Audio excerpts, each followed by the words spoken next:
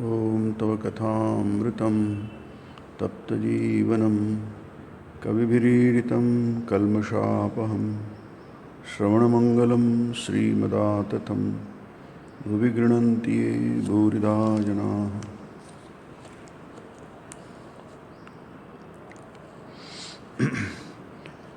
श्रीरामकृष्ण वचनामृत आणि श्रीमद्भगवद्गीता एक चिंतन हा आपल्या साप्ताहिक प्रवचनमालेचा विषय आहे. वचनामृताचा 13वा अध्याय आपण बघत आहोत. दिवस आहे शारदीय पौर्णिमा, कोजागिरी पौर्णिमा, 27 ऑक्टोबर 1882. आणि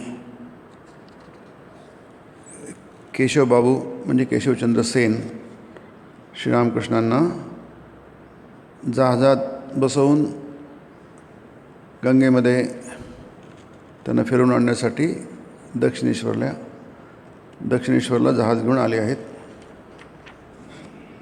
श्रीरामकृष्णांना बोलावण्यात आलं, त्यांना होडीत बसवण्यात आलं आणि होडीतून त्यांना मग जहाजात नेण्यात आलं. आणि त्यांनी होडीत पाय टाकताच ते बाह्य संज्ञाशून्य होऊन गेले. इथे मास्तर महाशय म्हणतात समाधिमग्न झाले. त्यांना बाह्य कोणत्याही वस्तूचं भान नाही आहे. आणि याच्याविषयी बरंच लिहिलं आहे की ते समाधीचे रम्य दृश्य बघत आहेत. मास्तर जहाजात बसून कलकत्त्याहून दक्षिणेश्वरला आले आहेत आणि तिथून ते सगळं बघत आहेत. आणि त्यांची इच्छा होती की श्रीरामकृष्ण व केशव यांचे मिलन बघावे. हे दोन्ही अगदी वेगळ्या स्वभावाचे, वेगळ्या प्रकारे घडलेले आणि इतकं अंतर असताना प्रत्येक बाबतीमध्ये दोघांची मनं मात्र एक होती. ही खूप आश्चर्याची गोष्ट आहे. आणि त्यामुळे ज्या गोष्टींच्या विरुद्ध केशवचंद्र सेन होते, कारण ते ब्रह्मसमाजाचे नेते होते, अगदी त्याच गोष्टी श्रीरामकृष्ण करत होते. जसं इथे उल्लेख आहे मूर्तिपूजेचा. केशवचंद्र सेनांनी इंग्रजी तत्त्वज्ञान आणि इंग्रजी साहित्याचा अभ्यास केला. म्हणजे इंग्रज आळलेले होते तो काळ तसा होता. आणि आजही काही तसा फरक पडलेला नाही विशेष.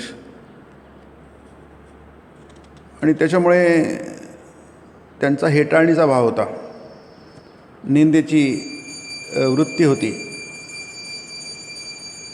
सनातन धर्माच्या, वैदिक धर्माच्या ज्या काही गोष्टी आहेत त्याविषयीची. आणि त्यामुळे सनातन धर्मामध्ये अनेक देवी देवता आहेत. आणि इतकंच काय की मूर्तिपूजा पण प्रचलित आहे. आणि त्या ज्या संस्कारातून केशवचंद्र सेन बाहेर पडले होते, तयार झाले होते, त्यामध्ये एकेश्वरवाद म्हणजे काय हा भाग वेगळा. परंतु कोणती गोष्ट एखाद्या मुशीतून आली तर मग माणूस कितीही शहाणा असो, म्हणजे बौद्धिकदृष्ट्या तो अंधविश्वासीच असतो, डोळे झाकून ते स्वीकारतो. आणि तसंच सगळ्या त्या काळच्या तरुणांमध्ये झालं होतं. आणि आज पण तसंच चालू आहे. डोळं झाकून स्वीकारणं आणि इतरांना अंधविश्वासी म्हणणं. इतरांना डोळे नाहीत, आम्हाला डोळे आहेत. पण ज्यांना डोळे आहेत असं म्हणतात त्यांचे डोळे पूर्णपणे गेलेले असते, दृष्टी गेलेली असते, ते दृष्टी हारवून बसलेले असतात. याचा इथे छान उल्लेख केला आहे की देवदेवी पूजेंची त्यांनी अनेकदा मूर्तिपूजा म्हणून हेटाळणी केली होती. आणि श्रीरामकृष्ण तर माहिती आहे आपल्याला, ते सगळं ते अगदी तंतोतंत त्यांनी हिंदू धर्माचं, ज्याला आपण सनातन धर्म म्हणतो, त्याचं पालन केलं होतं. कोणतीच गोष्ट त्यांनी बाद केली नाही, गर्हनीय मांडली नाही, निंदास्पद मानले. प्रत्येक गोष्ट घेतली आणि ती प्रत्येक गोष्ट महत्त्वाची आहे आणि माणसाला परब्रह्माकडे घेऊन जाणारी आहे, अत्युच्च ध्येय गाठून देणारी आहे, हे श्रीरामकृष्णांनी सिद्ध करून दाखवलं. ही खूपच अद्भुत गोष्ट आहे. त्यामुळे मी काहीच फक्त याचा उल्लेख करतो इथे, कारण ते बरंच मोठं आहे. श्रीरामकृष्ण एकीकडे निराकारवादी तर खरेच, पण दुसरीकडे साकारवादीही. आता श्रीरामकृष्णांनी निराकारवादी काय जेव्हा आहेत तेव्हा निराकारवाद काय आहे हे त्यांना पक्कं माहिती आहे, नाही अर्धवट नाही आहेत ते. आणि साकारवादी म्हणतात तेव्हा ते त्यांना पक्कं माहिती आहे. सनातन धर्माचं वैशिष्ट्य आहे, कोणतीच गोष्ट वगळली जात नाही. जितके काही परमोच्च सत्याचे भाव आहेत ते सर्वच्या सर्व सनातन धर्माने स्वीकारले आहेत. ही जी सर्वसमावेशकता सनातन धर्मामध्ये आहे ती तुम्हाला कुठेही आढळणार नाही. म्हणून स्वामी विवेकानंद म्हणतात की जेव्हा लोक खरोखर खऱ्या दृष्टीने बौद्धिक होतील, म्हणजे स्वतंत्र बुद्धीचे होतील, आपण ज्याला म्हणतो ब्रेन वॉशिंग, की त्याची बुद्धी कोणीही पुसून टाकणार नाही, स्वतंत्रतेने विचार करायला, विचार स्वतंत्रतेने क्या होतील, खऱ्या अर्थाने विवेकी होतील, माणसाला ते कळेल. आपण आशा करूया जग तसं होईल कोणत्या काळी तरी. त्या काळी मग लोकांना कळेल की सनातन धर्माचं काय गंमत आहे, काय वैशिष्ट्य आहे. म्हणून आपण सुरुवातीला बघितलं ते इंडियन मिररमध्ये वगैरे केशवचंद्र सेन लेख लिहायचे श्रीरामकृष्णांच्या विषयी, आणि त्यात त्यांनी लिहिलं होतं की हिंदू धर्माचं सौंदर्य काय आहे हे श्रीरामकृष्णांकडे बघितल्याशिवाय कळणार नाही. असं ते आता कळतं आहे मला की हिंदू धर्म किती सुंदर आहे, किती विशाल आहे, सर्वसमावेशक आहे. तर तिथे त्यांचं निराकारवादी जेव्हा म्हणतात श्रीरामकृष्ण, तेव्हा त्यांना पक्का माहीत आहे निराकारवाद म्हणजे आहे काय, परब्रह्म हे निराकार आहे म्हणजे काय हे त्यांना माहिती आहे. इतर लोक निराकार आहे म्हणतात, ते फक्त शब्द आहेत त्यांच्यासाठी. निराकार शब्दाचा भाव काय आहे, साकारचा भाव काय आहे, जसं श्रीरामकृष्ण मस्त सुंदर म्हणतात, जे निराकार आहे तेच साकार आहे आणि जे साकार आहे तेच निराकार आहे. या दोनमध्ये काहीही भेद नाही. म्हणजे तुम्हाला खऱ्या अर्थाने निराकारवादी होता येत नाही, खऱ्या अर्थाने साकारवादी होता येत नाही. तुम्ही याची कारण तो अनुभूतीचा विषय आहे. तुम्ही त्या उंचीपर्यंत गेल्यानंतर मगच तुम्ही म्हणू शकाल निराकार काय आणि साकार काय आहे. आज आपण त्याचं काही अंधुकशी पुसटशी कल्पना नसूनसुद्धा आपण निराकारवाद आणि साकारवाद हा घोळ घालतो आणि विवाद उत्पन्न करतो. म्हणून गीतेमध्ये तुम्हाला या गोष्टी इतकी स्पष्ट कल्पना आहे. कालोस्मि लोक क्षयकृत प्रवृद्धो, मी कोण आहे, मी काल आहे. काल म्हणजे लोकान समाहर्तुमिह प्रवृत्त, सगळ्यांना नष्ट करण्यासाठी मी आलो. हे साकार आणि निराकार दोन्हीचंही आहे की नाही. जे परब्रह्म आहे ते सृष्टीस्थिती संहारक आहे, त्यात काही भेद नाही आहे. पण आजच्या घटकेला, या क्षणाला युद्ध सुरू होणार त्या क्षणाला अस्मी काल हा, मी काल आहे. विभूती युगामध्ये तुम्हाला तेच सगुण ब्रह्म, ते विभूती युग नावच फार सुंदर आहे. आणि परब्रह्माची विभूती तुम्हाला दिसते, सगळीकडे दिसते, त्याला बघून काहीच नाही आहे. आणि तेच अर्जुन म्हणतो की मला हे बघायला मिळेल काय. मी देवा मला हे तुझं हे जे सर्वांमध्ये अणुरेणूमध्ये व्यापलेलं जे तुझं रूप आहे, म्हणजे ते कोणतं आहे, त्याला विश्वदर्शन म्हणतात. आणि विश्वरूप म्हणतात. तू विश्वरूपामध्ये त्या तऱ्हेने तुम्हाला बघू शकेल काय. तर कृष्ण म्हणतो बघ पश्य मे पार्थ रूपानी शतशोत सहस्रशः. ही सगळी बाब इतकी सुंदर, अर्थात गीता म्हणजे उपनिषदच आहेत, गीतेने कुठून तरी उचललं असं नाही आहे. गीतेने जे काही उचललं आहे ते उपनिषदांनाच उचललेलं आहे. उपनिषद विरहित कोणताही सिद्धांत तुम्हाला गीतेमध्ये आढळणार नाही. फक्त गीतेमध्ये तुम्हाला ती पृष्ठभूमी आहे युद्धाची. तिथे अर्जुन आणि कृष्ण आहे, वक्ता कृष्ण आहे आणि श्रोता हा अर्जुन आहे. संवाद रूपात आहे. उपनिषदांमध्ये सुद्धा पुष्कळशा उपनिषदांमध्ये संवाद रूपात आहे उपनिषद सांगितलं आहे. कारण त्याच्यामध्ये तत्त्व महत्त्वाची आहेत, ती जी परिस्थिती आहे ती महत्त्वाची नाही आहे. हे जे तत्त्वज्ञान आहे, हे तत्त्वज्ञान जे आहे, ब्रह्मज्ञान आहे, हे तुम्हाला कोणत्याही परिस्थिती समजतं. तुम्ही ते हटवून द्या, युद्ध काढून टाका त्यातून, त्यांनी काहीच बिघडणार नाही. उपनिषदातून त्याला आख्यायिका म्हणतात. गीतामध्ये आख्यायिका नाही येते, प्रत्यक्ष प्रसंग येतो आणलेला. व्यासांनी तिथे प्रसंग आणलेला आहे. आता ते समजा धरून चाला की तो प्रसंगाची काहीच गरज नाही. तिथे गरज काय आहे? अर्जुनाला युद्ध करायला प्रवृत्त करायचं आहे कृष्णाला.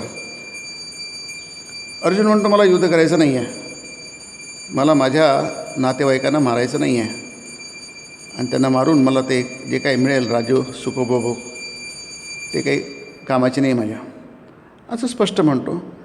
कृष्णाने म्हटलं असं ठीक आहे, अरे तू चुकायचं करतो आहे, तुला सांगितलं असतं. सांगितलं आहे गीतेमध्ये सुरुवातीला, हतो वा प्राप्स्यसि स्वर्गम जित्वा वा भोक्ष्यसे महिम. तू मेलास, युद्धामध्ये मरू शकतो माणूस, तर तुला स्वर्ग मिळेल, नो लॉस, काही तुझं बिघडलं नाही. आणि जिवंत राहिला भोक्ष्यसे महिम, या पृथ्वीचा उपभोग घेशील, म्हणजे विन विन सिच्युएशन आहे. असं थोडं आणखी 2-4 गोष्टी समजावून त्याला युद्धाला प्रवृत्त केलं असतं आणि तिथे सगळं आटोपलं असतं. आता एवढं मोठं ब्रह्मज्ञान, तिथे पुरुष प्रकृती काय, अष्टधा प्रकृती काय, द्विविधानिष्ठा काय, इतक्या डिटेलमध्ये विस्तारपूर्वक इतकं सांगितलं आहे की जर म्हणून विद्वान लोक म्हणतात की इथे कुठे जुळतच नाहीत ते नाही. एवढ्याच्यामध्ये सगळीकडे तिकडे सैन्य आहे, इकडे सैन्य आहे, दोघं सगळे जांभया देऊन राहिले, तिकडले लोक जांभया देऊन राहिले, इकडले लोक जांभया देऊन राहिले. पण काय चाललं आहे दोघांचा संवाद? कारण तिथे ब्रह्मज्ञानाला की हा जो इतका गंभीर विषय आहे, ब्रह्मज्ञानासारखा, योगशास्त्रासारखा, ब्रह्मविद्यायाम योगशास्त्रे, तिथे त्याला वाव आहे कुठे? कुठेच वाव नाही आहे. त्याला फक्त युद्धाला प्रवृत्त करायचं होतं, आणि युद्धाला प्रवृत्त करण्यासाठी इतक्या गोष्टींची तशी म्हटली तर आवश्यकता नव्हती. पण असं म्हणून आपण तो इतिहास काढू शकत नाही की नाही, असं घडलंच नाही, तिथे आवश्यकताच नव्हती. व्यासांनी तिथे उपनिबंध श्लोक सप्तशतही उपनिबंध 700 श्लोकांची तिने मांडणी केली आहे व्यासांनी, असे शंकराचार्य म्हणतात की नाही. अर्जुनम निमित्तीकृत्य, हे सगळं ब्रह्मज्ञान कशाला सांगितलं आहे? अर्जुनाला निमित्त करून सांगितलं आहे, ते आपल्यासाठी सांगितलं आहे की नाही. अर्जुनाने ऐकलं, त्याला किती आपल्या जीवनात उतरवलं त्याचा काही उल्लेख नाही आहे नाही. किती मनावर घेतलं अर्जुनाने, नंतर काही साधना केली, ब्रह्मज्ञान प्राप्त करून घेतलं, असलं बोललं काही नाही आहे. उलट तो विसरून गेलो, म्हणजे विसरून गेलो म्हणतो मी. कृष्ण त्याला बराच रागी पण भरला तो, असं कसं तू दगड आहेस का विसरून जायला? मला पुन्हा सांग, आता तुला सांगता येणार नाही. त्यावेळी मी योगामध्ये होतो, योगेश्वरा साक्षात असं म्हटलं आहे संजयाने नाही. त्याचा उल्लेख गीतेमध्ये बरंच आहे. तो योगेश्वर आहे नाही. पश्चिमे योगमेश्वरम असं म्हटलं आहे. अर्जुना, माझं ते योगाचं ऐश्वर बघ, हे काय नेहमी दाखवायचं असतं काय? सोपी गोष्ट आहे काय? त्याच्या 11 अध्यायातच म्हटलं आहे, हे कशानेच मिळणार नाही, फक्त भक्तीने मिळेल नाही.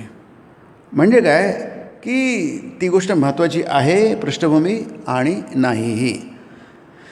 युद्धाची पृष्ठभूमी काढली समज याच्यामध्ये कठोपनिषदामध्ये नचिकेता आणि यमाचा संवाद आहे ना. नचिकेता यमलोकात जातो, 3 दिवस तिथं उपास करतो, वाट पाहतो, आणि नचिकेताला 3 वर देतात.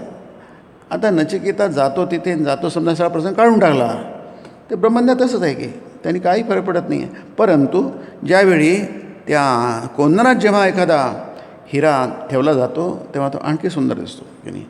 दोन्ही गोष्टी महत्त्वाच्या आहेत, पण दोन्ही गोष्टी परस्परावलंबी नाही आहेत, त्याचं अवलंबन नाही आहे. म्हणून काय आख्यायिका उपनिषदातून काढून टाकल्यात, बऱ्याच आख्यायिका आहेत उपनिषदामध्ये, किंवा गीतेमधून ती पृष्ठभूमी काढून टाकली युद्धाची, त्यांनी काही बिघडत नाही आहे, पण त्यांनी आणखी त्याला हे येतं की नाही. म्हणून ते शंकराचार्यांनी सांगितलं आहे, अर्जुना फार महान होता, महात्मा म्हटलं आहे गीतेमध्ये, त्याला महात्मा म्हटलं आहे. संजयानी त्याला महात्मा म्हटलेलं आहे.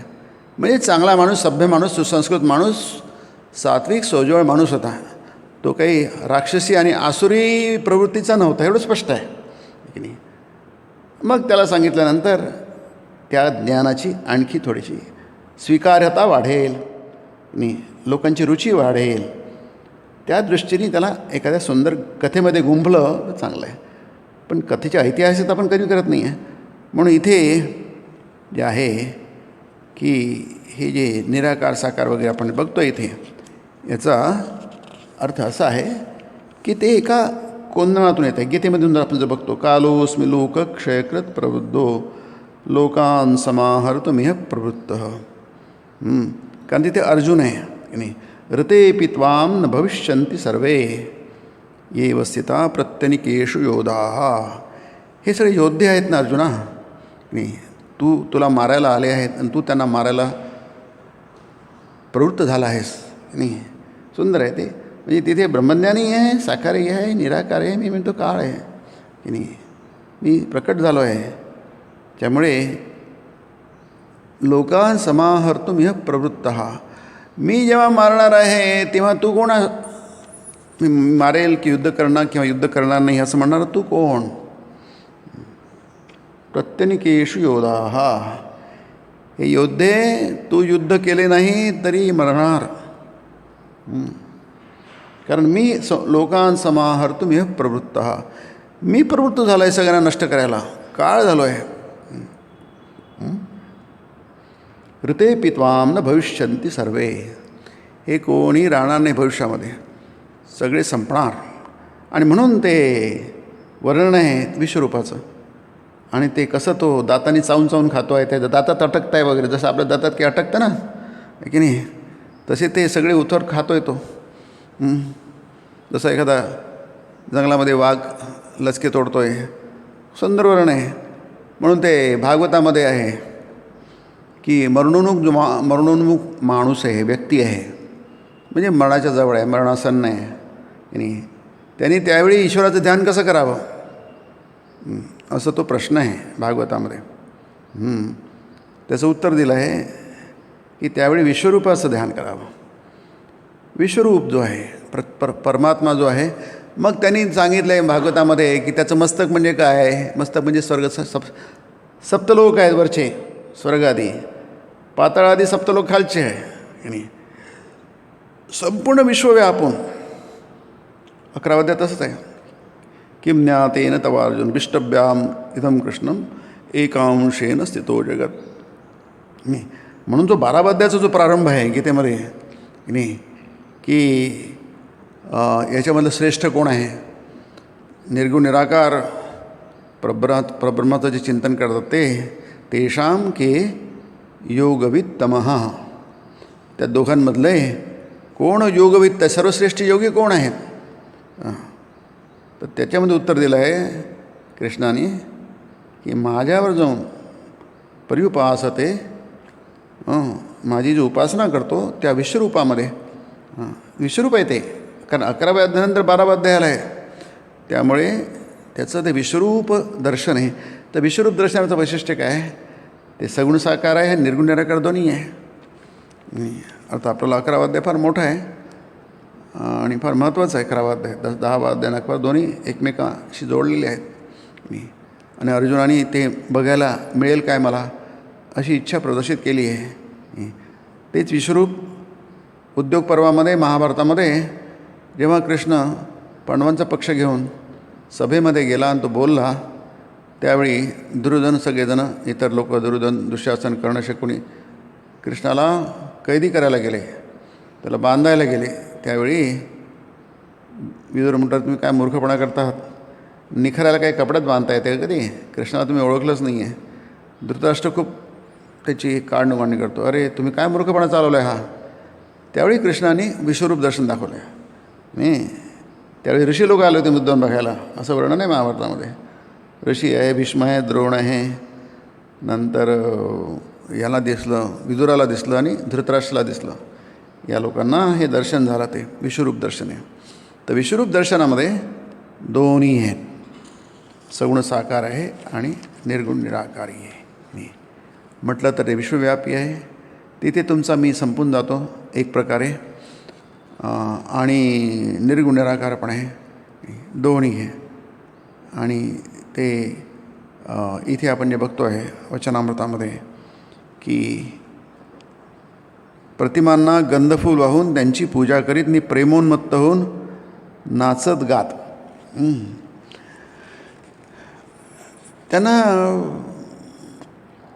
प्रेमाने उन्मत्त होऊन, कारण ती प्रेम उत्पन्न करणारी गोष्ट आहे. देवाचं अस्तित्व जसं छोटी मुलं असतात, त्याला बऱ्याच वेळा आई दिसली नाही आणि अचानक दिसली आई, म्हणजे काही काळ गेल्यानंतर ते मुलं नाचायला लागतात, नाही उड्या मारायला लागतात, त्यांना खूप आनंद होतो. म्हणजे काय, ती प्रेमाची गोष्ट आहे. म्हणून ती प्रेमाची गोष्ट दिसली नाही तरी प्रेम असतं, कारण ते व्यक्त होतं दिसल्यानंतर. पण श्रीरामकृष्ण बाबतीत काही कुठे गोंधळ नाही आहे. ज्यांना ही कल्पना समजत नाही त्यांच्या बाबतीत गोंधळ आहे. त्यांना काहीतरी तिथे दोष दिसतात, काहीतरी चूक दिसते, आणि म्हणून गंधभाऊल त्यांची पूजा करीत. त्याच्यात लोकसंग्रह पण आहे, कारण काय, कमी अधिकारी लोक आहेत, ज्यांचा अधिकार नाही आहे, योग्यता कमी आहे. हा विषय त्यांच्या दृष्टीने फारच गंभीर आहे, गहन आहे, गोपनीय आहे. त्यांच्या दृष्टी दिसते, काही नाही समजत तुम्हाला, गंधफुलं वाहा देवाला, एवढं तरी कळतं की नाही. ते तुम्हाला, कारण लोकांना काहीतरी करायचं असतं. नाही, बहुतेक लोक चिंतन करू शकत नाही, विचार करू शकत नाही, फार कमी करू शकतात, फार कठीण गोष्ट आहे ती. म्हणून गीतेमध्ये द्विविधा निष्ठा म्हटलं आहे. लोकेस्मिन द्विविधा निष्ठा पुरा प्रोक्ता मया नघ अर्जुना. या विश्वामध्ये, जगामध्ये पुरा प्रोक्ता म्हणजे जेव्हा सृष्टी झाली, शंकराचार्यांचा प्रारंभ तिथून आहे, गीतेचा उपोद्घात तिथूनच सुरू आहे. जेव्हा सृष्टी झाली तेव्हा 2 प्रकारचे लोक निर्मिले गेले. सनक, सनंदन, सनातन, सनतकुमार हे 4 आदि ऋषी आहेत ते, आणि नंतर मरीची वगैरे बाकीचे 7 ऋषी आहे, सप्तऋषी आहेत ते. असे 2 प्रकारचे लोक झाले. लोकेस्मिन अस्मिन लोके म्हणजे या विश्वामध्ये नाही, विविधा प्रकार, 2 प्रकारचे लोक आहेत. आणि इतका सुंदर, इतक्या स्पष्टपणे मांडणी झाली आहे, ती कुठे झालेली आहे. सनातन शाश्वत धर्म म्हणजे आपण ज्याला वैदिक धर्म म्हणतो, ती स्पष्टपणे मांडली. 2 प्रकारचे लोक असतात. पुरा प्रोक्ता मया नघ ज्ञानयोगेन सांख्यानाम कर्मयोगेन योगिनाम. जे विचार करू शकतात, बुद्धीचा वापर करू शकतात, असे लोक फार कमी असतात जगामध्ये. फारच कमी असतात, विरळ असतात. ते विचार करू शकतात, सूक्ष्म विचार करू शकतात, गहनतम विचार करू शकतात. पण बहुतेक लोक विचार करू शकत नाही, कारण त्यांची बुद्धी तेवढी परिपक्व नसते किंवा त्यापेक्षा शुद्ध नसते, त्याच्यामध्ये एवढं बल नसतं असं म्हणूया आपण थोडक्यामध्ये. त्या मेंदूमध्ये एवढी शक्ती नसते, ताकद नसते ती. स्वामी म्हणून तेवढी ताकद जळून झाली, इतकी प्रचंड ताकद ऋषींच्या मेंदूमध्ये होती. अर्थात काळाच्या ओघामध्ये आपण ती ताकद गमावलेली आहे. आपल्या मेंदूमध्ये आता काही जास्त दम नाही आहे. आपल्या शरीरात तर काही दम नाहीच आता. आपण थकून गेलो किंवा आपल्या दुर्बळ झालेलो आपण शरीराने आणि मनाने झालो होतो. पण मुख्य म्हणजे आपला मेंदू दुर्बळ झाला आहे, आणि मेंदूमध्ये काही जास्त ताकद नाही आता. तसंच आपल्याला एकाग्रता नाही आहे, जी प्रचंड एकाग्रता लागते. जे ऋषींच्या ते ध्यान करू शकत असत, घंटोन दिवसेंदिवस ध्यान करू शकत. श्रीरामकृष्ण 3 दिवस त्यांनी त्या कुटीमध्ये बसून दक्षिणेश्वरला समाधीमध्ये मग्न होते, एका आसनी. यांना खूप आश्चर्य वाटलं, त्यांच्या गुरूंना, तोतापुरींना. ते म्हणाले, क्या चमत्कार आहे, क्या आश्चर्य आहे. त्यांना विश्वास बसेना आपल्या डोळ्यांवर. जे सगळं करायला मला 40 वर्ष लागले आणि एका दिवसात त्यांनी एवढी उंची गाठली. एकाग्रता, प्रचंड चारित्र्याचं बळ, बौद्धिक बळ, मेंदूमध्ये खूप शक्ती आहे, शरीरामध्ये खूप शक्ती आहे. हे सगळं असेल तर आपण हे ब्रह्मज्ञान सहजपणे प्राप्त करू शकतो. पण अशी लोक कमी असतात. मग त्यांना काय बाद करा काय? नाही. हीच गंमत आहे याच्यामध्ये. नाही, गीतेमध्ये म्हणा, उपनिषद ही गंमत आहे की तसं काही बाद एकही व्यक्ती बाद होत नाही, कितीही वाईट असो. नाही, कोणी बाद केलं जात नाही, प्रत्येकजण. म्हणून ते म्हटलं नाही उपनिषदामध्ये की इथे गीतेत ये माम नमस्करू, मला नमस्कार कर. नमस्कार करणं जमतं ना, की तेही जमत नाही. तेही जमत नाही. अशी वेळ आली आहे की मला हातसुद्धा जोडता येत नाही. मग असं म्हण, नमः कुरु इति विधेयम, मी नमस्कार करतो हे तर म्हणता येत तुला मनातल्या मनात. काय सुंदर कल्पना आहे बघा, उपनिषदात आहे, ईशोपनिषदामध्ये आहे की नाही, की तो म्हणतो मला आता नमस्कारसुद्धा करता येत नाही, माझ्या अंगात तेवढंसुद्धा बळ नाही आहे, पण मन करू शकतं की नाही, की नम इति उक्तम विधेम, मनातल्या मनात म्हणू शकतो देवा माझा नमस्कार, तुला नमस्कार. ते सुद्धा तेवढंच महत्त्वाचं आहे की नाही, प्रत्यक्ष करणं आणि मनातल्या मनात करणं. त्यामुळे इथे जे म्हटलं आहे की कोणतीच गोष्ट तुम्हाला थांबवत नाही. पलंगावर निजत लाल काठी धोतर सदरा मोजे जोडा वापरीत, हे कोण करतात? संसार लोक करतात की नाही. त्या थोडीशी मौज मजा हवी असते, थोडंसं कम्फर्ट्स हवे असतात, नॅचरल आहे, त्यात काय चूक आहे की नाही. पण ते श्रीरामकृष्ण तेच करत, ते विडा खात, म्हणून म्हटलं ना मी विडा खाईल पान खाईल, तुला काय त्याचं की नाही. म्हणजे म्हणतात की पण संसारी मात्र नाहीत, म्हणजे संसारी मात्र नाहीत म्हणजे जसं मन नाही संसारी, अनासक्त मन आहे. महाभारतात कृष्णाचं वैशिष्ट्य काय आहे, व्यासांचं वैशिष्ट्य काय आहे? बाकी कोणीच दिसत नाही, एकही माणूस दिसत नाही, पण कृष्ण आणि हे अनासक्त आहेत, पूर्णपणे अनासक्त आहेत. काही आसक्ती कुठे दिसतच नाही त्यांच्या जीवनामध्ये की नाही. असं आसक्तीची कणभरसुद्धा आसक्ती दिसत नाही. त्यामध्ये रामाच्या जीवनामध्ये आसक्ती दिसतच नाही आहे. म्हणून जेव्हा त्याला सांगण्यात आलं की काही ते सिंहासन वगैरे गेलं ते सगळं आहे की नाही, आणि 14 वर्ष वनवासात जावं लागेल. जर आसक्ती असती रामामध्ये तर दुसरंच काहीतरी घडलं असतं. भरतामध्ये काही आसक्ती असती तर दुसरंच काहीतरी तिसरंच काहीतरी घडलं असतं. लक्ष्मणामध्ये सीतेमध्ये असते, तिथे कोणामध्येच आसक्ती नाही आहे. त्याच्यामुळे सगळेजण नीट वागतात, सभ्यतेने वागतात, सुसंस्कृतपणा आहे. रामायणाचा महाभारतात फरक हा आहे, रामायणामध्ये सुसभ्यता आहे, सुसंस्कृतपणा आहे. वाईट लोक नाही असं नाही आहे, तिथे रावण आहे, राक्षस आहेत, पण हे लोक मात्र जे जसं बघायचं तसंच वागतात, चुकीचं वागत नाही की नाही. काहीतरी आवेशात येऊन, आवेगात येऊन, त्याला इम्पल्स म्हणतात इंग्रजीमध्ये, अशा प्रकारे वागत नाहीत रामायणामध्ये. महाभारतात मात्र जे मोठे मोठे लोक आहेत ते तसेच वागतात, इम्पल्सिव्ह नेचर आहे त्यांचं आहे की नाही. काहीतरी करून जातात, काहीतरी वागतात, कशा तरी वागतात आणि प्रचंड नुकसान होतं. महाभारतात युद्ध झालं हे काही एकदम झालेलं नाही आहे, त्याची बीजं बऱ्याच आधीपासून लहानपणापासून बोरवल्या गेली होती. तेव्हा एक मोठं झाड म्हणून त्याला द्रुमच म्हटलं आहे. दुर्योधनो महाद्रुमहा म्हटलं आहे, मन्युमयो महाद्रुमहा, त्याला झाडच म्हटलं आहे. आणि तस्य मुले धृतराष्ट्रो मनीषी, त्याच्या मुळाशी धृतराष्ट्र काय एकदम मोठा झाला काय नाही, तोही लहान होता, राजपुत्र होता, तो छोटा होता. तेव्हापासून दुर्योधन छोटा होता, तेव्हापासून मुळं आहेत ती. एकदा जे मुळं रोवल्या गेले की झाड हळूहळू मोठं होतं आणि विशाल होतं. महाद्रुमा असं म्हटलं आहे. रामायणात तुम्हाला दिसणार नाही तसं. रामायणामध्ये राम पण नीट वागतो, लक्ष्मण पण वागतो. लक्ष्मणाला कुठे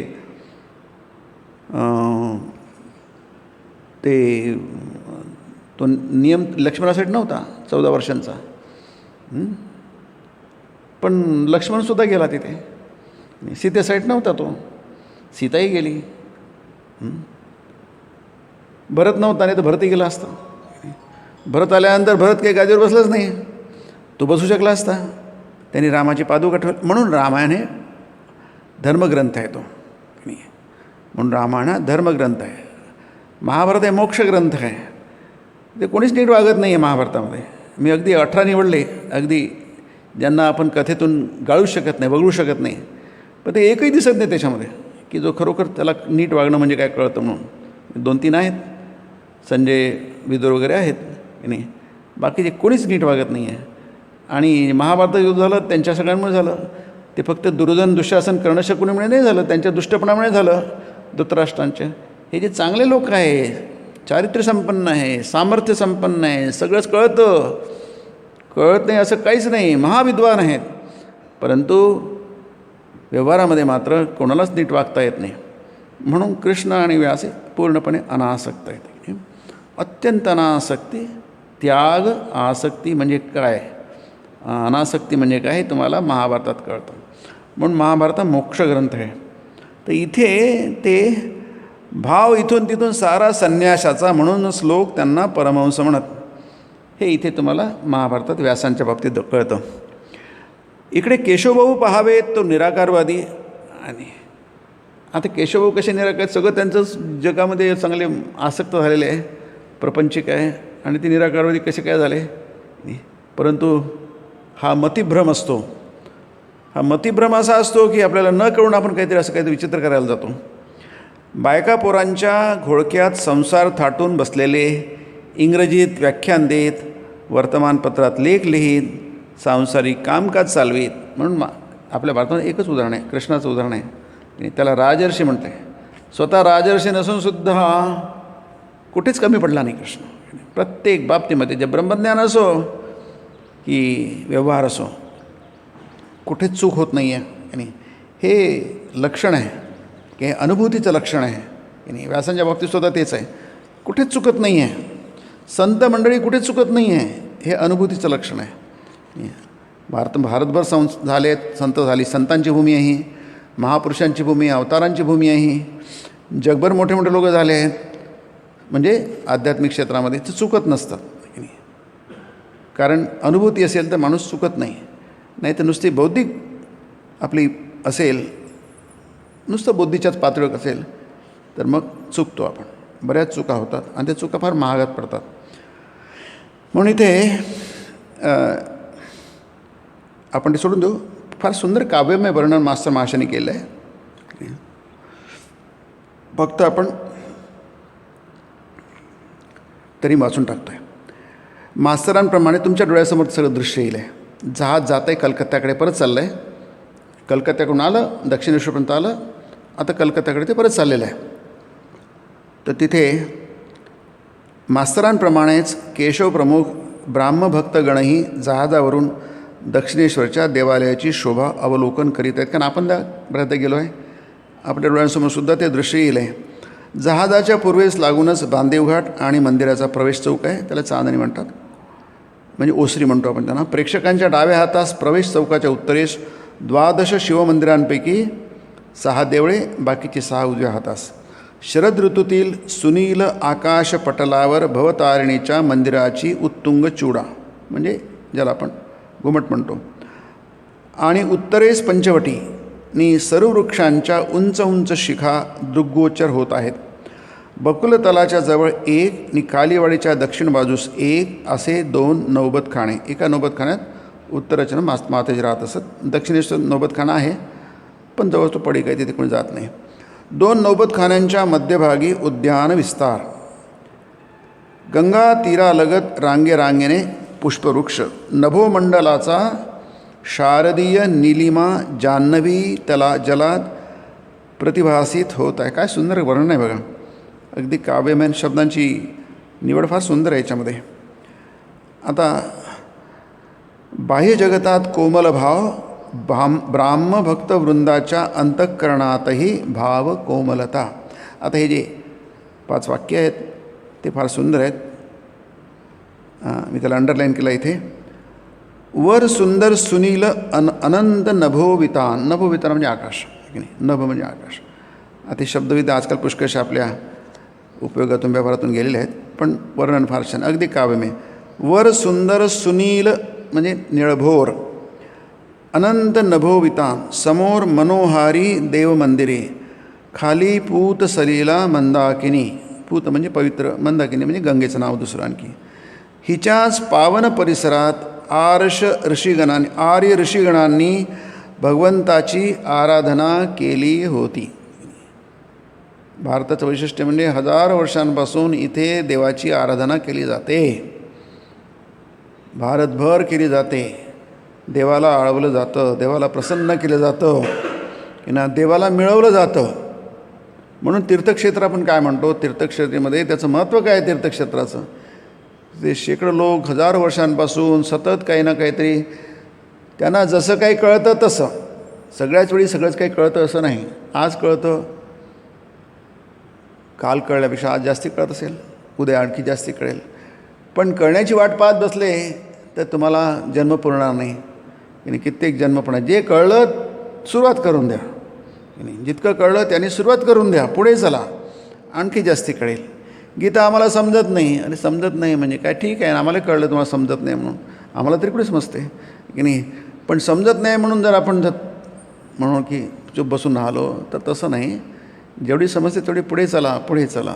चरयवेती चरयवेती, चालत राहा, पुढे चालत राहा, थपकू नका, थांबू नका की नाही. हा आपला वैदिक सनातन धर्माचा उपदेश आहे की नाही. सूक्ष्म गोष्टी आहे, गुह्यतमम आहे, गोपनीय आहे, कठीण आहे. कारण काय, आपण तसे घडलेच नाही आहे. आपण दुसऱ्याच याच्यात भानगडीत पडलेलो आहोत. आपल्या अवांतर विषयामध्ये आपण गुंतलेलो आहोत आणि मुख्य विषयात गुंतलेलो कुठं आहोत. आता मुख्य विषयात तुम्ही गुंतलेच नाही तरी तुम्हाला कळत नाही, तर काय अर्थ, काय बोलण्याला आपला काही अर्थच नाही आहे. आपण त्याच्या वाटेच गेलो नाही आहे, मग ते आपल्या वाटेला कशाला जायला आहे. तो आपला विषयच नाही आहे, मग आपल्याला बोलण्यात काही अर्थच नाही आहे. आम्हाला काही कळत नाही म्हणून. तुम्हाला कळून घ्यायचंच नाही तर कळेल कुठे. त्यामुळे इथे त्या गंगा वृक्षावर आर्य ऋषीगणांनी भगवंताची आराधना केली होती. हे विसरायला नको, भारतीयांनी विसरायला नको. हे भारताचं महत्त्व आहे आणि म्हणून भारत टिकलेला आहे. नाही तर भारताची केव्हाच संपूर्ण भारत म्हणून काही राहिलंच नसतं आज नाही. जो काही राहिलेला आहे त्या ऋषीगणांनी आराधना केली नाही, वर्षानुवर्ष आराधना केली, अजूनही ती आराधना चालू आहे. त्यामुळे भारत शिल्लक आहे असं आहे ना. हे आपल्याला कळलं पाहिजे. म्हणून ते टिकवून ठेवलं पाहिजे, ते वाढवलं पाहिजे. हे प्रत्येक भारतीयांचं कर्तव्य आहे. काले न महता असं म्हटलं आहे गीतेमध्ये की नाही, की नष्टो योग नष्ट परंतप. शंकराचार्य म्हणतात, महता कालेन अनुष्ठातृणाम कामोद्भवात. जेव्हा काळ अधिक जातो तेव्हा जे अनुष्ठान करणारे असतात त्यांच्या मनामध्ये कामाचा प्रादुर्भाव होतो. कामना उठतात, कामना म्हणजे जागतिक कामना उठतात आणि मग अधर्म वाढतो, धर्म खाली जातो. माणसं असभ्य होतात, सभ्यपणा जातो आणि त्याचा परिणाम काय होतो, समाजाची हानी होते. समाजाची हानी झाल्यानंतर काय होतं की सभ्य लोक कमी होतात, असभ्य लोकांची संख्या वाढते. आसुरम राक्षसीम आसुरीम, जसं गीतेमध्ये म्हटलं आहे की आसुर लोक आणि राक्षस लोक वाढतात, महात्मे लोक कमी होतात. महात्मनस्तु मां पार्थ दैवीं प्रकृतिमाश्रिताः. दैवी प्रकृतीचा आश्रय घेऊन असणारे लोक फार कमी होऊन जातात. Great men are becoming fewer and fewer. असे निस्पृह लोक जगामध्ये कमी होतात, देशामध्ये कमी होतात. आणि त्याचा परिणाम म्हणजे की माणसाच्या मनामध्ये ती वृत्तीच निर्माण होत नाही. असं काही असतं, ब्रह्मज्ञान नावाची गोष्ट असते आणि ती प्राप्त करून घ्यायची असते, ती अनुभवात आणायची असते, त्याची अनुभूती घ्यायची असते. हे राहतच नाही, विसरून जातात माणसं. मग जे काय आहे तेच अद्भुत आहे, सुंदर आहे. त्याच्या पलीकडे काय आहे, ह्या दिसण्याच्या पलीकडे काय आहे ते खरं आहे. हे जे आपण अनुभवतो दिसतो हे काही खरं नाही आहे. कारण काय, हे अशाश्वत आहे, सनातन नाही आहे, अशाश्वत आहे. प्रत्येक क्षणाला ते मरतं आहे, नष्ट होत आहे. ते दिसत नाही, ते तुम्हाला अध्यात्म दिसवून देतं, दाखवून देतं. म्हणून म्हटलं आहे, बघ पश्चिमे पार्थ, हे बघ अर्जुना, हे माझं खरं रूप आहे. कालोस्मी लोकक्षय कृपृद्धो. तुला काळ दिसत नाही, तुला दिसत रूप आहे, पण मी म्हणतो हे सगळे गेले आहेत तसे नाही. मया हतास्त्वं जहिमा वितिष्ठा. मी त्यांना आधीच मारून टाकलेलं आहे, तू काही दुःख करू नकोस. हे मरतील कसे, मला जय मिळणार कसा.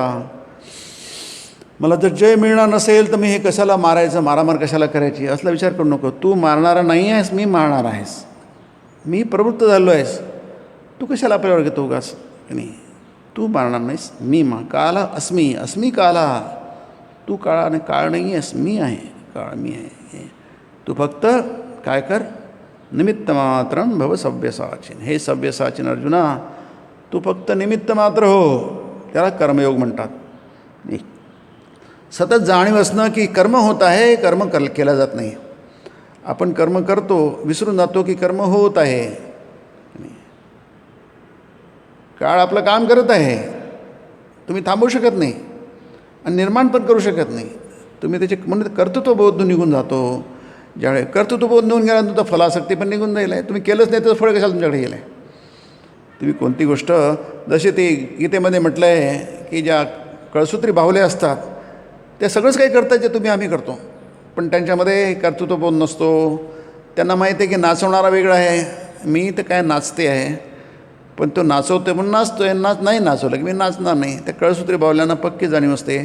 त्यामुळे त्यांच्यात अहंबोध नसतो आणि कर्तृत्वबोध नसतो. त्याच्यामुळे फलासक्ती पण नसते, काहीच नसते, ते मुक्त असतं की नाही. त्याच्यामध्ये एकत्व असतं. राजाई जो आहे ज्या चिंध्यांचा बनला आहे, कपड्यांचा बनला आहे, पुरीच्याकडे काठ असायचं म्हणजे त्याला कठपुतळी म्हणायचे, आता चिंध्यांचं करतात. तोच नोकर पण आहे, तोच हत्ती आहे, तोच घोडा आहे, तोच सैनिक आहे, सगळं एकच मटेरियल आहे. त्याला गीतेमध्ये पदार्थ म्हटलं आहे की नाही. एकच वस्तू आहे की नाही, दुसरं तिसरं काहीही नाही आहे. तिथे एकत्व आहे. ते एकत्व त्यांना माहीत असतं, त्या बाहुल्यांना माहीत असतं, म्हणून ते भेद नसतो, त्याला ब्रह्मज्ञान म्हणतात की नाही. एक दोन नाही, फक्त एकम एव, एक आणि एकच आणि दोन नाही, अद्वितीयम. त्यामुळे हे जे ऋषीमुनी होते त्यांना त्याची अनुभूती झाली होती आणि त्यांच्या अनुभूतीच्या बळावर आपण एवढे आघात झेलू शकलो हे स्वामीजी म्हणतात. शतकानुशतके झालेले आघात आणि चालीरीतींमध्ये झालेले शेकडो बदल यांना पुरून उरणारा भारत देश आहे स्वामीजी म्हणतात की नाही. हे पुरून उरलो कसे आपण, याचं कारण हे आहे, हे विसरायला नको. हे पुन्हा ना बघा, पूर्ण भारत बदलून जाईल पुन्हा. पुन्हा त्या उच्चासनावर तो बसू शकेल. म्हणून असले आज हे पासून आणि आज ऋषिगणांनी वर्षानुवर्षे हजार वर्ष साधना केली, आराधना केली आणि आज त्या गंगा वक्षावर विलसत आहे एक महापुरुष, मूर्तिमान सनातन धर्म. फार सुंदर शब्द आहे नाही.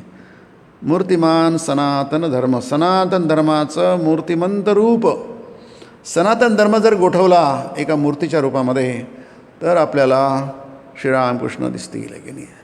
सनातन धर्म किती सुंदर आहे, सगळ्याच्या सगळं संपूर्ण आपल्या वैशिष्ट्यांसह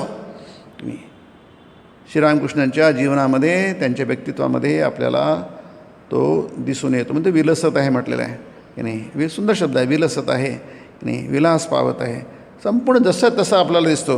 म्हणून श्रीरामकृष्ण जीवनामध्ये सनातन धर्माच्या सगळ्याच गोष्टी, आणखी जास्ती गोष्टी आहे.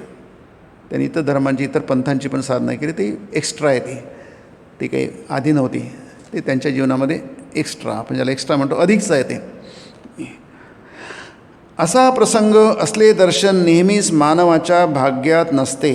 आजच्या सारख्या पार्श्वभूमीवर अशा समाधिस्तिमित लोचन महापुरुषाला अवलोकन करून कुणाचे हृदय भक्तिभावाने उचंबळून जाणार नाही. असे कोणते पाषाण हृदय विकल होणार नाही, व्याकुळ होणार नाही की नाही. काय सुंदर भाषा आहे, फार सुंदर लँग्वेज आहे की नाही. की अशी सगळं सुंदर आहे. ते पार्श्वभूमी सुंदर आहे, रामकृष्ण आहे, भक्त आहेत, एकंदर असं सगळं जुळून येणं क्वचितच होतं. आणि त्याची नोंद मास्टर महाशयांनी घेतली आहे आणि ती तिथे मांडलं आहे. ते सुंदर भाषेमध्ये, बंगालीमध्ये फार सुंदर आहे, त्याचंच मराठीमध्ये अतिशय अद्भुत तऱ्हेने मांडणी केली आहे की ती मूर्तिमान सनातन धर्म. गंगा वक्षावर म्हणजे गंगेच्या पात्रावर ते आहेत मूर्तिमान सनातन धर्म. दोन्हींचं एक कॉम्बिनेशन आहे ते. त्या गंगा तीरावर किती लोकांनी साधना केल्या, आराधना केल्या, भगवंताचा आपलं जीवन वाहिलं आणि जीवनभर ते ब्रह्मचिंतन केलं. ती शक्ती, ती आत्मशक्ती, तीच खरी शक्ती आहे. बाकीच्या ह्या शक्ती आहेत. म्हणून स्वामीजींनी म्हटलं आहे की आपण कधीही त्या मिलिटरी पॉवर, ज्याला सैनिकी शक्तीमध्ये गेलो नाही, आर्थिक शक्तीमध्ये गेलो नाही, शारीरिक बळा गेलो नाही. आपली शक्ती आत्मिक शक्ती आहे. We are the children of Maya, we are no death. आम्ही मायेचे पुत्र आहोत, चिरंजीव आहोत आम्ही, आम्हाला मृत्यू नाही आहे. याचं कारण ते आहे, जी मर्त्य गोष्ट असते त्याच्या तुम्ही नादी लागाल तर तुम्ही आधीच मेलेले आहात. एकदा नाही, जे मेलेले आहेत त्यांना मेलेल्यांना गाडू द्या, असं बायबलमध्ये आहे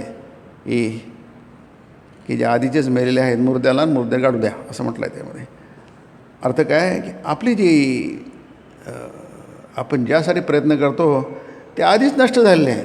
तर तुम्हाला मिळणार काय? अशाश्वत गोष्टीच्या मागे लागून तुम्हाला मिळणार काय? अशाश्वत गोष्टीच मिळणार. सिम्पल इक्वेशन आहे. आणि अशाश्वत नाही असं कोण म्हणू शकणार? ज्याला थोडीफार बुद्धी आहे, अक्कल आहे की नाही, आणि थोडा त्याचा उपयोग केला आणि केला, त्याला पटकन कळेल की जगामध्ये शाश्वत नावाची गोष्टच नाही आहे. इमम लोकम अनित्यम गीता म्हणते 9वा अध्याय की नाही. अयम इमम लोकम अनित्यम प्राप्य. तुला काय मिळालं जगत? हा अनित्य लोकम प्राप्य म्हटलं आहे त्याला की नाही. आणि तू त्याला कसं काय नित्य समजतोस? ही आपली चूक आहे. जसं आहे तसं घ्यायला पाहिजे. त्यात तुम्ही कसं काय बदल घडवून आणणार? आंब्याचं झाड आंबेच लागणार, तिथं संत्रं लागणं मग काय? अरे संत्र्याचं झाड नाहीच आहे, ते आंब्याचं झाड आहे, आंबेच लागणार त्याला संत्रे का लागले नाही हा प्रश्नच चुकीचा आहे. म्हणून शाश्वत गोष्टीकडनं अशाश्वत गोष्टीचं तुम्ही कसं काय अपेक्षा करता? पण एक आहे की शाश्वत गोष्टीचा उपयोग करून तुम्ही अशाश्वत प्राप्त करू, त्याला कर्मयोग म्हणतात की नाही. त्याचा उपयोग करून घ्या. पण याचा अर्थ असं नाही की ते तुम्हाला उपयोग करून घेतला म्हणजे त्याच्यात काही शाश्वतता आली आहे. अशाश्वत गोष्टीमध्ये शाश्वतता येणार कशी? ही सिम्पल कॉमन सेन्स आहे की नाही असं. पण ते समजायला वचनामृत लागतं, गीता लागते. ते समजायला तुम्हाला काय लागतं? उपनिषद लागतं, ब्रह्मज्ञान लागतं, अध्यात्म लागतं. त्याशिवाय काही आपल्याला असं काही गुंडाळून ठेवलं आहे. योग माया समावृता गीता म्हणते की नाही. ही त्रिगुणमयी माया आहे, ही पार करता येणं दुष्कर आहे ना. देवी हेषा गुणममी मम माया दुरत्यया. उल्लंघून जाता येत नाही, तिला ओलांडता येत नाही अशी ती नदी आहे. महानदी आहे ती, महासमुद्र आहे. तुम्ही आपल्या बलाने तिला ओलांडून जाऊ शकणार नाही. तिथे काही रस्ता नाही आहे. देवानी कृपा केली. माम एव ये प्रपद्यन्ते. एव फक्त म्हणजे फक्त. माम एव फक्त मलाच, त्या शाश्वत तत्वाला तुम्ही शरण गेले म्हणून तिथे माम एव म्हटलं आहे. त्याला शाश्वत जे तत्व आहे, शाश्वत जे परमतत्व आहे, ब्रह्मतत्व आहे, गुरुतत्व आहे, त्याला तुम्ही इकडे गेले. एता माया तरंती ते म्हणजे ते बहुवचन आहे, अनेक वचन आहे. तेच फक्त या दुरत्या मायेला तरून जातात. कारण काय? हे जे तत्व आहे अभिव्यक्त झालेलं आहे संसारामध्ये, हा जग आहे, हे काय मायेचा भाग आहे, त्रिगुणमयी मायेचा भाग आहे. परंतु याच्यामध्ये ज्याला तुम्हाला कळलं की परब्रह्मच विलसत आहे, दुसरं तिसरं काही नाही, पण परब्रह्म विलसत असून ते जाणार आहे. जसं समुद्राच्या पाण्यामध्ये बर्फाचे मोठे मोठे डोंगर आहेत, ते पाणीच आहे, दिसतंय तुम्हाला, त्याला आकार दिसतो आहे, त्याला रंग आहे, त्याला रूप आहे, सगळंच काही नाम आहे, सगळंच काही आहे. तो समुद्राच्या पाण्याचा भागच आहे, त्याला आईसबर्ग म्हणतात. ते सगळं तसंच आहे, परंतु ते विरघळून गेलं की ते पुन्हा समुद्राचं पाणी होऊन जातं.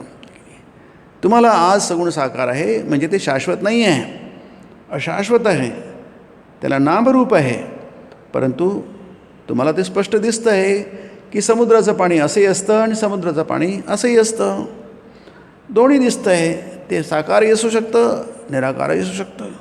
दोन्हीची अनुभूती तुम्हाला होते आहे. पण हे अशाश्वत आहे हे तुम्हाला माहीत पाहिजे नाही. हे माहीत असलं की जेव्हा हे शाश्वत ब्रह्माशी एकरूप होऊन जाईल तेव्हा तुम्हाला माहीत होईल काही झालं काहीच नाही आहे, घडलं काहीच नाही आहे. अगं जे झालेचे नाही त्याची वार्ता पुसशी. काही जे झालं काहीच नाही आहे, आताही पूर्ण ब्रह्मच आहे, नंतरही पूर्ण ब्रह्मच आहे.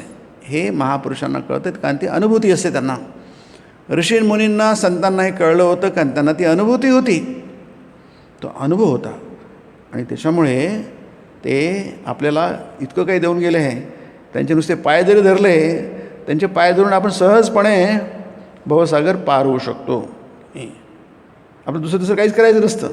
म्हणून गीतेमध्ये म्हटलं आहे, मला मन दे अर्जुना, नाही तुझं चित्त दे, मनमना भव, तुझं चित्त दे मला, तुझं माझ्यावर प्रेम कर, तू मद्भक्तो भव, माझं पूजन कर, यजन कर. किती सोपी आहे बघा, काहीच काय. मला नमस्कार कर, माम नमस्कुरू. आणि आता याच्याविषयी आणखी सोपी काय असू शकणार? पण लक्षात ते सोपी आहे म्हणून ते कमी इफेक्टिव्ह आहे असं नाही आहे. तितकंच ते परिणाम देणार आहे. देवाला नुसतं म्हणून तर श्रवणाया नुसतं तुम्ही ऐकलं तरी तुमचं भवसागर पार होऊन जातो. तेपि चाति तरन्तेव मृत्युं श्रुतिपरायणाः. नुसतं जरी ऐकलं की अरे बघ जा काय करा, नुसतं देवाचं नाव घ्या, आहे की नाही, कारण ते श्रुतिपरायणाः, देवाचं नाव घेऊन जप करा, त्याने तुमचं होऊन जाईल. ते च अपि तरंती एव अतितरंती एव, अगदी पूर्णपणे तरुण जालच. याचं कारण काय? ती क्रिया महत्त्वाची नाही आहे, ती क्रिया महत्त्वाची आहे. याचं कारण आहे त्याच्याशी सत जोडलेलं आहे म्हणून. शाश्वताला जे जे तुम्ही जोडाल, अगदी ज्याला आपण क्षुल्लक गोष्ट म्हणतो ती अतिक्षुल्लक नसते. नुसतं ऐकून काय होणार, नुसतं नमस्कार अति म्हणणं चुकीचं आहे. नाही, तुम्ही देवाचे पाय धरून ते क्षुल्लक कसं काय ते देवाचे पाय धरणं? देवाला शरण जाणं अतिक्षुल्लक कसं आहे, नमस्कार करणं अति क्षुल्लक कसं आहे? त्याने काय होणार? अरे ती क्षुल्लक नाही आहे. ते करूनच तुम्हाला पार होण्याशी मतलब आहे ना. कसं पार होणार? असं नाही की बाकीच्या लोकांना, बाकी अशी लोक आहेत, लोकेस्मिन विद्वानिष्ठा मया ज्ञानयोगीने सांख्यानाचे चिंतन करू शकतात की नाही. त्याच्यात ते कमी श्रेष्ठच नाही, म्हणून 12 वाद्य महत्त्वाचं आहे त्या दृष्टीने, आहे की नाही. तेही पण ठरतातच, त्यांचं सोडं राहू द्या. शंकराचार्य म्हणतात त्यांचा विचार करू नका तुम्ही. नाही, सर्वभूत हिते रताः वगैरे म्हटलं आहे. संनियमित दीर्घग्रामं विनियमन समंततः ते प्राप्नुवन्ति मामेव सर्वभूत हिते रताः. ते मलाच मिळवतात, याच्याविषयी काही वाद नाही आहे. पण ते सर्वभूत हिते रताः, आणि ते माझी सेवा सर्व भूतांमध्ये करतात. कोणाला जमतं एवढं? नाही, सामान्य माणसाला कसं काय जमणार? ते त्यांची ती योग्यताच नाही आहे. परंतु ते आपलं चित्त देऊ शकतात. मय्येव मनादत्स्व मयि बुद्धिं निवेशय निवसिष्यसि मय्येव अत ऊर्ध्वं न संशयः. या बाबतीत काही संशय नाही आहे की निवसिष्यसि मय्येव, माझ्यामध्ये मयि एव निवसिष्यसि, क्रियापद आहे ते निवसिष्यसि, माझ्यातच ते निवास करतात, इतरत्र नाही. कशा प्रकारे? मयि एव मनादत्स्व, 12 अध्याय भक्तियोग. माझ्यातच तुझं मन ठेव. मयि बुद्धिं निवेशय, ती बुद्धीसुद्धा तू माझ्यातच ठेव. बस 2 गोष्टी तू कर. मला नमस्कार कर, काय देवाला धरून काय करायला तर करा, असं म्हणणं की याने काय होईल. कारण क्षुल्लक गोष्टीसुद्धा आपण ज्या लौकिक दृष्टीने जे क्षुल्लक असते ती अध्यात्मामध्ये क्षुल्लक नसते, आहे की नाही. प्रत्येक गोष्टीला महत्त्व आहे आणि प्रत्येक गोष्ट तुमच्या खात्यावर जमा होते की नाही. म्हणून जेवढं जमतं तेवढं जरूर करा, करत राहा. आणि त्याचा जास्ती तुम्ही ताळेबंद मानू नका, बॅलन्स शीट करू नका. माताजी म्हणत असतात त्याची बॅलन्स शीट कायची गरज नाही आहे. अजून एकाने पत्र आलं 10 किती मी 16 वर्ष झाले करतो आहे, अजून काहीच झालं. अरे काय कसलं काय. आम्ही आता इथे येता इकडनं येत होतो, एक केंद्र होतं, प्रायव्हेट केंद्र. तिथे काही साधक म्हणून एक बाई होती. त्याला म्हटलं तुम्ही कोण? म्हणे मी ते साधक म्हणून राहते. पण तिच्या चेहऱ्यावर खूप दुःख होतं. ते मला खूप उशीर झाला हो.